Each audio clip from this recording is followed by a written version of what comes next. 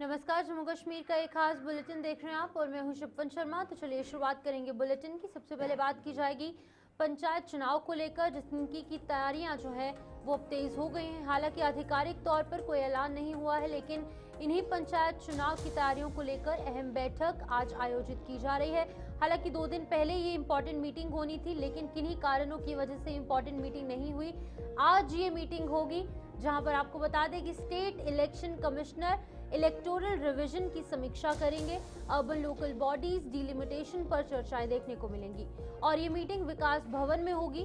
दोपहर को video conferencing के माध्यम से अहम मीटिंग होगी, जिसमें कि तमाम अधिकारी मौजूद दिखेंगे। आपको बता दें कि जम्मू कश्मीर में पंचायत चुनाव की तैयारियों को लेकर आज जम्मू में एक अहम बैठक आयोजित की जाएगी और ये बैठक Jammu Kashmir state election commission के स्टेट इलेक्शन कमिश्नर की अध्यक्षता में होगी। बैठक में पंचायत चुनाव से जुड़ी इलेक्टोरल रिवीजन प्रक्रिया और अर्बन लोकल बॉडीज की डिलिमिटेशन की समीक्षा होगी, जहां अधिकारियों को संबंधित कार्यों की प्रगति रिपोर्ट पेश करने के निर्देश भी दिए गए हैं। ये बैठक विकास भवन जम्मू के अंदर होगी, जहां वीडियो कॉन्फ्रेंसिंग के माध्यम से तमाम अधिकारी जुड़ेंगे, जिसमें कि विभिन्न जिलों के चुनाव अधिकारी भी होंगे।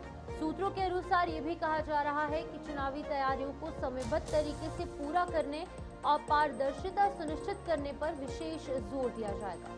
माना जा रहा है कि इस बैठक के बाद पंचायत चुनाव प्रक्रिया को लेकर आगामी रणनीति को अंतिम रूप दिया जा सकता है। हालांकि अभी सिर्फ मीटिंग्स का दौर है, एक के बाद एक मीटिंग्स लगातार हम पिछले कई महीनों से देख रहे हैं, लेकिन अभी फिलहाल कोई ठोस कदम इस चीज पर नहीं उठाया जा रहा। चाहे हम पंचायती राज की बात करेंगे या फिर हम अर्बन लोकल बॉडीज की बात करें, तो ये चुनाव अभी पेंडिंग है।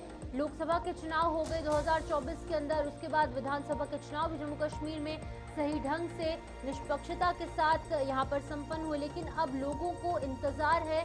यहाँ पर डिसेंट्रलाइजेशन ऑफ पावर्स का जो बात की जाती है, उसको लेकर इंतजार है कि कब अर्बन लोकल बॉडीज के इलेक्शंस होंगे और आखिरकार पंचायती राज चुनाव भी कब होंगे। इसी को लेकर आज एक इम्पॉर्टेंट मीटिंग है और ये मीटिंग जो है वो यहाँ पर विकास भवन में होगी और इस मीटिंग के अंदर चीफ इलेक्शन कमिश्नर और बाकी के जो तमाम अधिकारी हैं वीडियो कॉन्फ्रेंसिंग के माध्यम से जुड़ेंगे और रिपोर्ट्स तैयार की जाएंगी। उनके एरियाज में क्या कुछ शेष है, कितनी सीट्स हैं या फिर और क्या कुछ डिटेल्स हैं, वो यहाँ पर रखी जाएंगी और इसको लेकर एक निष्कर्ष निकाला जाएगा कि आखिरकार कब तक ये चुनाव का ऐलान हो सकता है। लेकिन जहाँ पर एक तरफ पॉलिटिकल पार्टीज को भी इंतजार है, वहीं जो जम्मू कश्मीर के शहरी हैं, जो लोग हैं, चाहे कश्मीर डिवीजन है चाहे जम्मू डिवीजन है, सभी को इंतजार है तो अब अर्बन लोकल बॉडीज के इलेक्शंस का और पंचायती राज के इलेक्शंस का। हमारे साथ senior news editor Vinod Kumar ji join कर चुके हैं।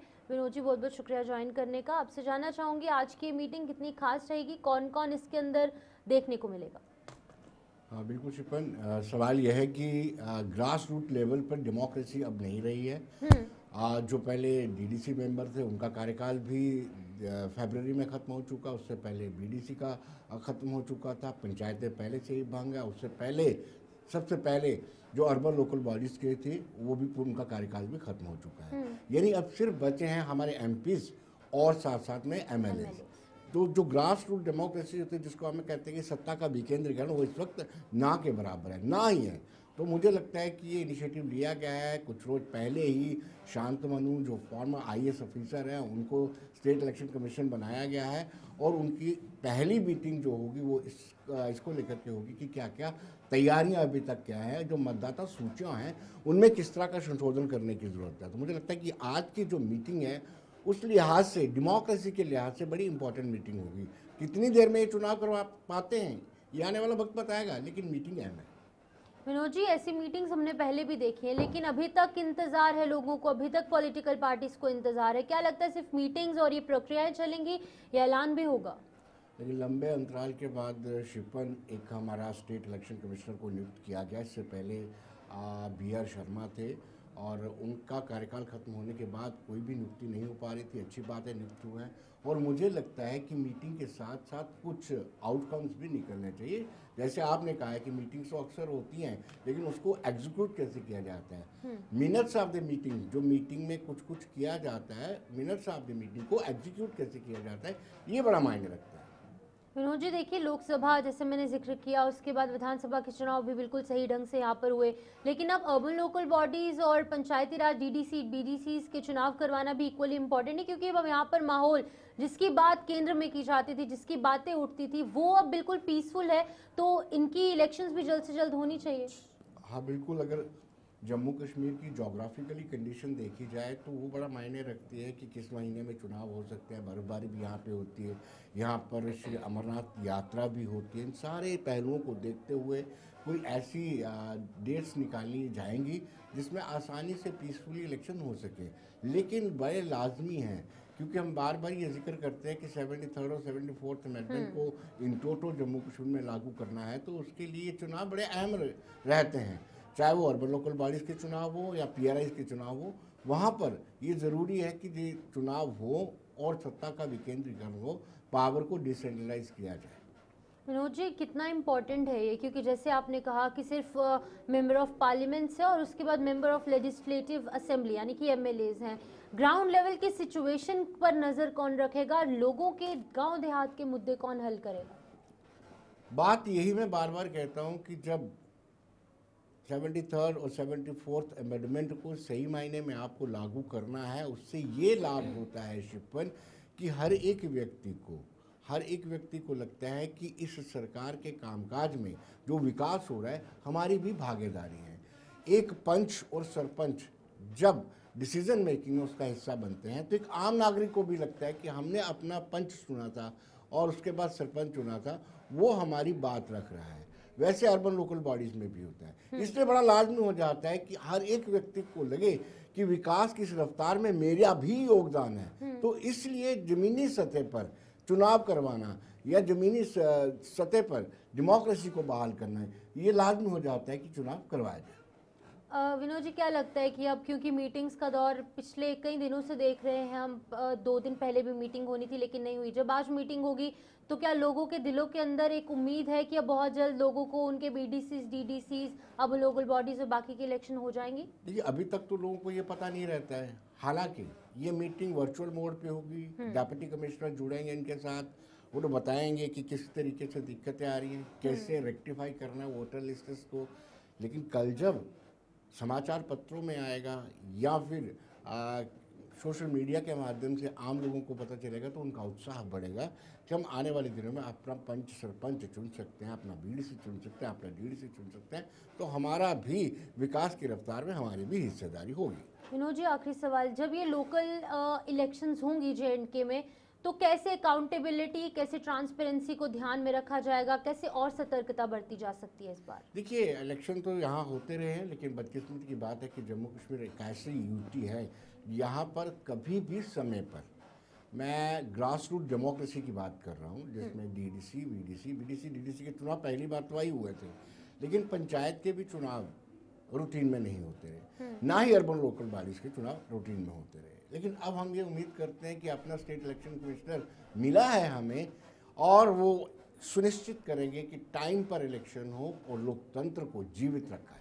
बहुत बहुत शुक्रिया विनोद जी, आपने तमाम ये जानकारी दर्शकों तक साझा की। फिलहाल आपको बता दें कि आज एक मीटिंग होगी विकास भवन के अंदर, और इस मीटिंग के अंदर तमाम उन मुद्दों को लेकर बात होगी। तमाम जो इलेक्टोरल ऑफिसर्स हैं वो यहाँ पर पहुँचेंगे, वीडियो कॉन्फ्रेंसिंग के माध्यम से इनफैक्ट वो ज्वाइन होंगे और अलग अलग मुद्दों को लेकर बातें होंगी। उम्मीद सभी पॉलिटिकल पार्टीज़ को और सभी लोगों को यही है कि जल्द से जल्द जम्मू कश्मीर के अंदर अर्बन लोकल बॉडीज़ की इलेक्शंस हो, डीडीसीज बीडीसीज और जो पंचायती राज सिस्टम है, जो ग्रास रूट लेवल का सिस्टम है, वो एक बार फिर से सही ढंग से चले, क्योंकि जो ज़मीनी मुद्दे हैं लोगों के वो कहीं ना कहीं पेंडिंग रह जाते हैं। सिर्फ 2 लेयर की यहाँ पर अभी फ़िलहाल हम लीडरशिप देख सकते हैं, एक है एमएलएज और हाई लेवल पर है एमपीज़। कहीं ना कहीं गांव देहात के जो सड़क, बिजली, पानी और अन्य छोटे छोटे जो मुद्दे हैं उन पर ध्यान केंद्रित करना बहुत ज़्यादा महत्वपूर्ण है, और इसीलिए ये इलेक्शंस करवाना भी इक्वली महत्वपूर्ण है। लेकिन देखना भी होगा जब ये मीटिंग होगी, इस मीटिंग के बाद क्या कुछ निष्कर्ष निकलेंगे, आखिरकार कब तक ऐलान होंगे इलेक्शंस के, इलेक्शन शेड्यूल कब सामने आएगा, वो एक बहुत बड़ा प्रश्न चिन्ह फिलहाल है। लेकिन इसी बीच में बात करेंगे कल के उस मैच की। T20 वर्ल्ड कप जो है वो भारत जीतकर सामने आया, और इस आईसीसी क्रिकेट वर्ल्ड कप के फाइनल मुकाबले में भारत की शानदार जीत हुई। आपको बता दें कि 96 रन से भारत ने न्यूजीलैंड को मात दी और इसके बाद पूरे भारत के साथ साथ जम्मू शहर में भी बहुत ज्यादा खुशी, जश्न, उत्साह का माहौल देखने को मिला। जैसे ही टीम इंडिया की जीत की खबर सामने आई, वैसे ही लोगों का हुजूम सड़कों पर उमड़ पड़ा। हालांकि अभी जीत का आधिकारिक तौर पर ऐलान नहीं हुआ था, कुछ एक ओवर्स अभी बाकी थे, लेकिन 16 से 17 ओवर्स के बाद ही ये स्थिति बिल्कुल क्लियर आउट हो गई थी कि भारत जो है वो जीत चुका है और लोगों की तरफ से सड़कों पर जश्न मनाने का सिलसिला शुरू हो गया। ये तस्वीरें आप जम्मू की देख रहे हैं, कच्ची छावनी इलाके की। खास तौर पर अगर मैं इन तस्वीरों की बात करूंगी तो ज्यादा से ज्यादा संख्या में लोग यहाँ पर पहुंचे। युवा, महिलाएं, छोटे बच्चे, बुजुर्ग अवस्था के लोग, सभी लोग जो हैं वो झूमते, गाते हुए, डांस करते हुए और गाने गाते हुए नजर आए। ढोल की थाप पर लोग इतने झूमे क्योंकि ये कोई नई बात नहीं है कि भारत जो है वो विश्व कप जीतकर सामने आया है, लेकिन हर बार वही उत्साह, हर बार वही तस्वीरें, वही उमंग, वही तरंग देखने को मिलते हैं। ये युद्धवीर सेठी हैं जिनकी तस्वीर अभी आप देख रहे हैं, विधायक है जम्मू वेस्ट विधानसभा के। तो यानी कि विधायकों से लेकर आम नागरिकों तक, महिलाओं से लेकर बच्चों तक और बुजुर्गों तक, सभी के अंदर भारी उत्साह देखने को मिला। भारतवर्ष के अंदर ये देखिए छोटे बच्चे किस तरीके से भारत माता की जय के नारे लगा रहे हैं, तिरंगा अपने हाथों में लिए एक गौरव के साथ जो है वो यहाँ पर जश्न मना रहे हैं। आपको बता दें कि शहर के कई इलाकों में लोगों ने पटाखे चलाकर आतिशबाजियां की और ये नज़ारा दिवाली से कम का नहीं था। अभी कुछ ही दिन पहले होली हुई है, लेकिन रंगों का गुलाल, जो रंगों की रंगत है, वो भारतवासियों पर कल रात को देखने को मिली थी। हजारों की संख्या में युवा यहाँ पहुंचे, छोटे बच्चे यहाँ पहुंचे, बुजुर्ग अपने घरों से बाहर निकल आए और सड़कों के अंदर भारत माता की जयकारे जो है वो गूंजने लगे। कई जगहों पर ढोल नगाड़े की थाप पर लोग नाचे, लोगों की तरह से नाच गाकर अपनी इस खुशी का इजहार किया गया। लोगों ने एक दूसरे को मिठाई खिलाई, लोगों ने एक दूसरे को गले लगाया और इस ऐतिहासिक जीत की बधाई दी। जम्मू के प्रमुख चौक चौराहों और बाजारों के अंदर देर रात तक जश्न का माहौल रहा। क्रिकेट प्रेमियों ने कहा कि टीम इंडिया की शानदार जीत ने पूरे देश को गर्व महसूस करवाया है और ये पल लंबे समय तक याद रखा जाएगा। यानी कि लगातार कई बार, अभी अगर हम विमेंस क्रिकेट की बात करेंगे, विमेंस क्रिकेट में भी शानदार जीत हासिल हुई और उससे पहले चैंपियंस ट्रॉफी भी भारत जीत कर आई। अंडर 19 जो क्रिकेट टीम थी वो भी कहीं ना कहीं गौरवान्वित करने वाला पल निकलकर सामने आया। तो बच्चों से लेकर बुजुर्गों तक सभी लोग जो हैं नाचते गाते नजर आए और इस जीत के जश्न को मनाया गया। तो हम आपको सुनाएंगे लोगों के अंदर कितनी खुशी थी, किस तरीके के उत्साह के साथ लोगों ने अपनी अपनी जो खुशी है उसका इजहार किया है, तो वो सुनिए।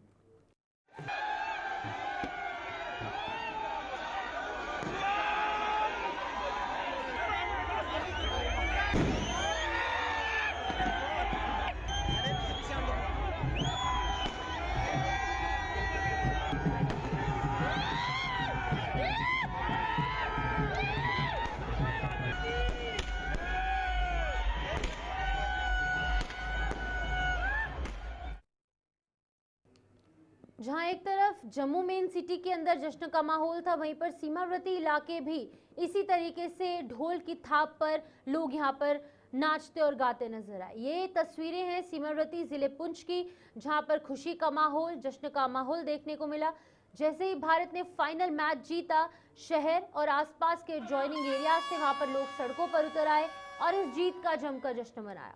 उन्होंने ढोल की थाप पर नाचकर अपनी खुशी का इजहार किया और लोगों ने तिरंगे झंडे को लहराकर भारतवर्ष की जीत का जश्न मनाया और एक दूसरे को मिठाई खिलाकर एक दूसरे को शुभकामनाएं दी। स्थानीय लोगों ने इस ऐतिहासिक जीत पर करोड़ों भारतवासियों को बधाई दी। लोगों ने कहा कि ये पूरे देश के लिए गर्व का पल है।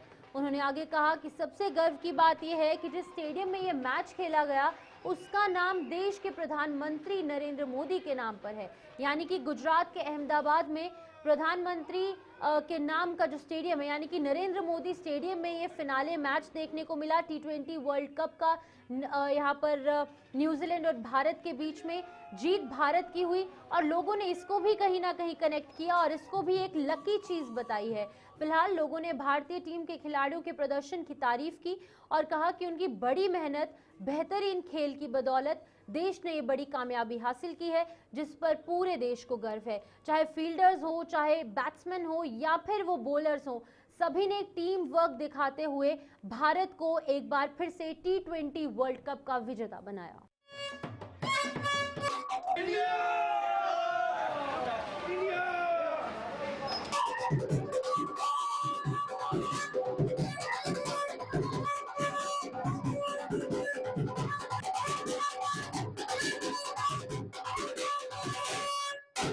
जो आज भारत वर्ल्ड कप का फाइनल मैच जीता है, न्यूजीलैंड को हराकर हमारी टीम बड़े ज़्यादा अंतर से फाइनल जीती है।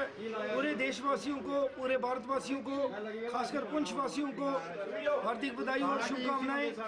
भारत की टीम पूरे वर्ल्ड कप में अच्छा मैच खेली। पूरे वर्ल्ड कप में सभी मैचों में भारत की टीम ने अच्छा किया और भारत ये मैच जीतकर वर्ल्ड कप का खिताब भारत ने अपने नाम किया और भारत लगातार 2 वर्ल्ड कप जीतने वाली टीम बनी है। भारत की टीम को, भारत की जनता को, भारत में रहने वाले 145 करोड़ लोगों को भारत की जीत पर हार्दिक बधाई और शुभकामनाएं। हमें बहुत खुशी है। हम 0 लाइन बॉर्डर पे रहते हैं और हमें इतनी खुशी है, हम रात को 11 बजे अपनी दुकान खोल के मैच देख रहे थे। काफ़ी ज़्यादा हमारे मार्केट के लोगों ने ये मैच एंजॉय किया और हमें इतनी खुशी है।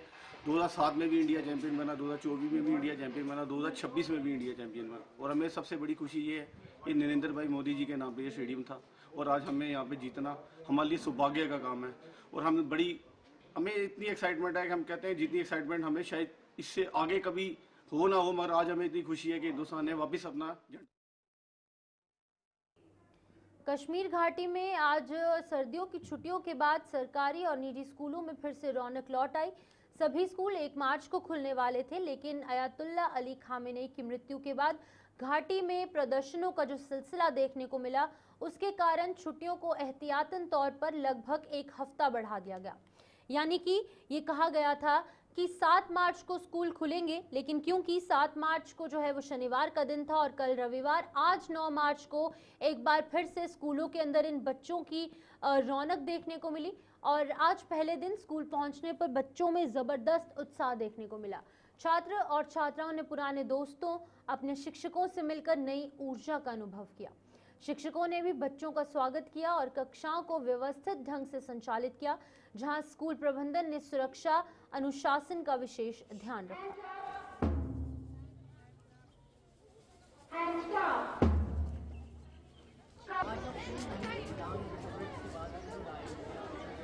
आयशा आमिर 5th से। आज आप स्कूल आए हैं, स्कूल रीओपन हो चुके हैं, कैसा लग रहा है? मुझे बहुत अच्छा लग रहा है। आज हम स्कूल आए हैं और नर्वसिंग भी थोड़ी हो रही है। नर्वस क्यों है? फ्रेंड्स से मिले? हाँ, याद आ रही थी फ्रेंड्स की? हाँ बहुत ज़्यादा। तो विंटर ब्रेक में क्या किया आपने? हमने विंटर वेकेशन में काम लिखी, बहुत कुछ किया और खेल रहे थे ऐसे कुछ अच्छा सा। अच्छा लग रहा है स्कूल आके? हाँ बहुत अच्छा लग फ्रेंड्स रहा की है। याद आ रही है? हाँ बहुत ज़्यादा। बहुत अच्छा लग रहा है दोस्तों के साथ मिलके।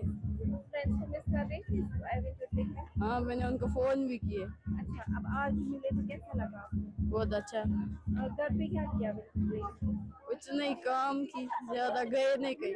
मुझे बहुत खुशी हो रही है क्योंकि घर पे हम बोर हो गए थे और कुछ करने को भी नहीं था। जब हम लोग अब स्कूल आ रहे हैं तो थोड़ी काम में भी फोकस बढ़ेगा, वरना घर पे बैठ के आलसी हो जाते हैं।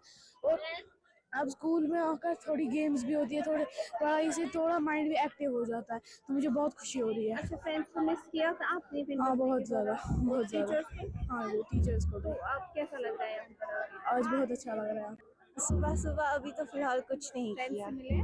नहीं, अभी नहीं। तो या फ्रेंड्स को आप मिस कर रहे थे? हाँ कैसा लग रहा है अभी आके? बहुत ज़्यादा अच्छा। तो घर पे क्या किया आप? कुछ नहीं, गई थी मामू के घर, गई थी घूमने वगैरह बस। अच्छा, फ्रेंड्स को ज़्यादा मिस किया या फिर टीचर्स? फ्रेंड्स को। फ्रेंड्स को क्यों?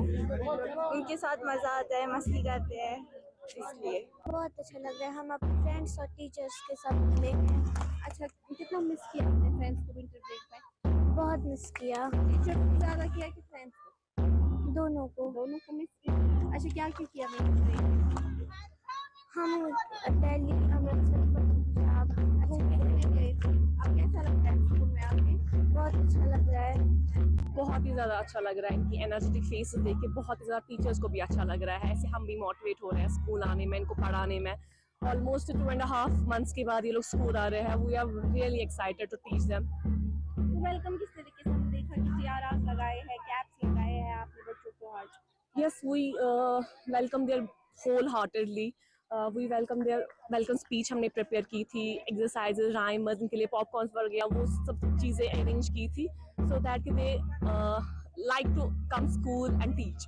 तो बच्चों का कैसा रिस्पॉन्स रहा? बहुत ही ज़्यादा इनके एनर्जेटिक फेसेस देख के हम बहुत ज़्यादा एनर्जी फील कर रहे हैं इनको पढ़ाने के लिए, and we are very excited. तो बाकी बच्चों के लिए क्या कुछ मैसेज आज के दिन के देना चाहिए? बस मैं खाली ये बोल रही हूँ कि इनकी जो अपनी माशाल्लाह अब इनकी जो बहुत सारी छुट्टियाँ हो ही गई, now we will look forward, जिसमें हमारे प्रॉफेट मोहम्मद सल्लल्लाहु अलैहि वसल्लम ने भी बोला है कि seeking knowledge is an obligation upon every Muslim, क्योंकि जो लर्निंग है it's not only important but also responsibility. So we try this year become more successful and meaningful together. Schools आज रीओपन हो चुके हैं विंटर ब्रेक्स के बाद, और एक हफ्ते की भी छुट्टी जो है करीब दी गई थी क्योंकि हालात ठीक नहीं थे। उसके बाद आप देख सकते हैं आज तमाम तर बच्चे जो है वो आ चुके हैं। अगर हम नर्सरी से लेकर 8th तक की बात करें तो विंटर ब्रेक के बाद आज खुले हैं।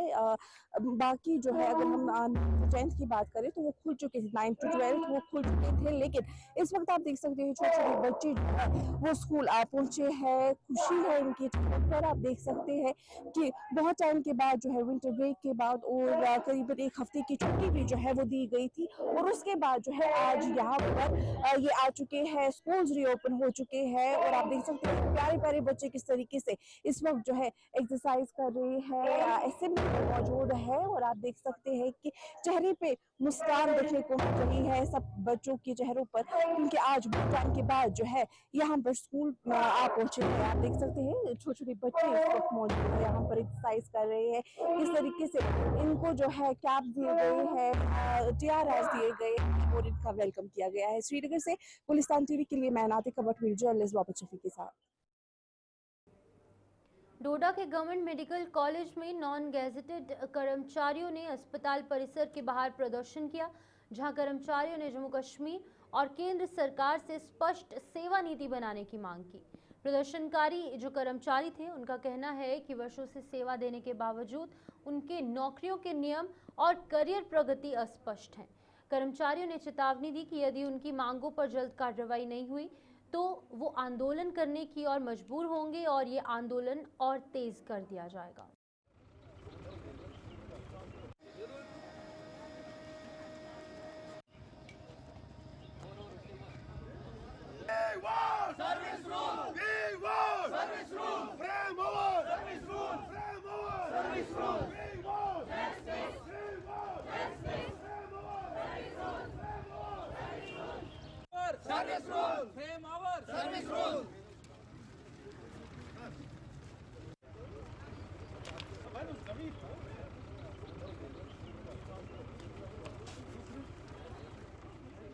है और हम यहाँ पे आज पीसफुल प्रोटेस्ट इसलिए कर रहे हैं क्योंकि हम जितने भी यहाँ पे मुलाजिम हैं सारे नॉन गेस्टेड फ्रेटर्निटी से हैं, और हम यहाँ पे ये प्रोटेस्ट आज फिर से एक हम्बल रिक्वेस्ट करने ही सामने आए, क्योंकि ये पीसफुल प्रोटेस्ट हमने जब लास्ट टाइम भी किया था, आपको याद होगा तब आपने भी कवर किया था इस चीज़ को। ये अगस्त 2025 की बात है जब हमारा ड्राफ्ट जो है इसी मुद्दे पर लाया गया था बाहर। ड्राफ्ट लाने से पहले यहाँ डॉक्टर आबिद सर ने खुद विजिट करके ये बताया गया था कि आप सभी की प्रॉब्लम्स जो है हम जल्द से जल्द सॉर्ट आउट करेंगे, आपको भी इक्वल राइट है ताकि आप भी अपने करियर में प्रोग्रेस कर सको। हम आपको एक थोड़ी सी हाइलाइट्स देना चाहेंगे कि जब ये 2019 में 5 कॉलेजेस को एस्टैब्लिश किया, AB और DKR यानी कि अनंतनाग, बारामूला, डोडा, कठुआ और राजौरी को, और उसी दिन से जब हम लोग यहाँ पे अपॉइंट हुए हैं उसी दिन से हम थ्रू प्रॉपर चैनल अभी तक 50 से ज़्यादा रिप्रेजेंटेशंस हमारी ऑफिशियल गई हैं अपने डिपार्टमेंट कंसर्न के पास, ताकि इस मैटर को जल्द से जल्द ऑन एन अर्जेंसी बेस पे सॉर्ट आउट किया जाए। आप देखेंगे यहाँ पे बहुत सारे ऐसे एम्प्लॉयज़ हैं जो कि जॉब तो आप मिड-30s में ही लगती है, जब यहाँ 37 साल का बच्चा हो जाता है तो उसके लिए ऑब्वियसली बाहर के दरवाजे अब मूव नहीं कर सकता। अब जो भी लाइफ का ब्रेड एंड बटर यहीं से अर्न होना है तो उसका इक्वल राइट बनता है कि वो प्रोग्रेस भी होना चाहिए। हर एक डिपार्टमेंट के अंदर अगर सर्विस रूल्स आ चुके हैं बने हुए हैं और उनकी अपडेशंस 2-3 बार हो चुकी हैं। मैं होम डिपार्टमेंट जैसे बात करूं, अभी रिसेंटली उन्होंने अपने सर्विस रूल्स को अपडेट किया है, तो बाकी डिपार्टमेंट्स तो अपडेट कर रहे हैं। हमारे डिपार्टमेंट ने एक बार भी अभी तक फाइनल रूल्स नहीं लाए, अपडेट करना तो दूर की बात है। हमारी डिमांड यही है कि हमारी सर्विस को 7 साल हो गए लेकिन अभी तक हमारे सर्विस रूल्स नहीं बने। तो डिमांड यही है कि हमारे सर्विस रूल बने जाएं जिसमें हमारी ग्रोथ है, जॉब पॉलिसी, हमारा पे स्ट्रक्चर है और हम काफ़ी देर से लीगली ऑफिस टू ऑफिस चल रहे हैं, प्रॉपर फाइलें बना रहे हैं, प्रॉपर डॉक्यूमेंटेशन कर रहे हैं, लेकिन अभी तक हमारे सर्विस रूल्स नहीं बने। तो अब अगर आज तो हमारा ये पीसफुल प्रोटेस्ट है, हमारी इमरजेंसी सर्विसेज चल रही हैं, वार्ड में भी हमारा मैक्सिमम स्टाफ वार्ड्स में भी है, हमारा बहुत कम मिनिमम स्टाफ यहाँ पे आया हुआ है प्रोटेस्ट के लिए। लेकिन अगर अभी भी हमारे सर्विस रूल्स नहीं बने तो हो सकता है कल को कोई हम स्ट्रॉन्ग एक्शन लें, हमें शायद इमरजेंसीज भी बंद करनी पड़े या क्या हम कुछ भी कर सकते हैं, क्योंकि हमारा राइट है, हर एम्प्लॉय का राइट होता है सर्विस रूल। तो इसी के लिए हमारा प्रोटेस्ट है यहाँ पे। लगभग कितने एम्प्लॉय हैं आप जो इस तरह के सफर कर रहे हैं अभी? नॉन गेस्टेड 250 से ज़्यादा स्टाफ है, नॉन गेस्टेड स्टाफ जिनके सर्विस रूल्स नहीं बने। और ऐसा होता है कि पहले सर्विस रूल्स बनते हैं फिर हमें जॉब दी जाती है, लेकिन यहाँ तो हमारे 7 साल हो गए अभी तक सर्विस रूल्स नहीं बने। इसी के लिए हमारा प्रोटेस्ट है। हमने तो आज तक बहुत बार डिमांड्स किए और आज हम इस पीसफुल प्रोटेस्ट के थ्रू इनको डिमांड कर रहे हैं कि हमारे सर्विस रूल जल्द से जल्द इम्प्लीमेंट किए जाएँ। रिक्वेस्ट कर रहे हैं कि हमारे सर्विस रूल बनाए जाएं। अगर नहीं अब इस प्रोटेस्ट के बाद भी अगर हमें कोई भी रिस्पॉन्ड नहीं मिला तो फिर हो सकता है आगे कोई और। तो चलिए फिलहाल जम्मू कश्मीर बुलेटिन में इतना ही, दीजिए इजाज़त। नमस्कार।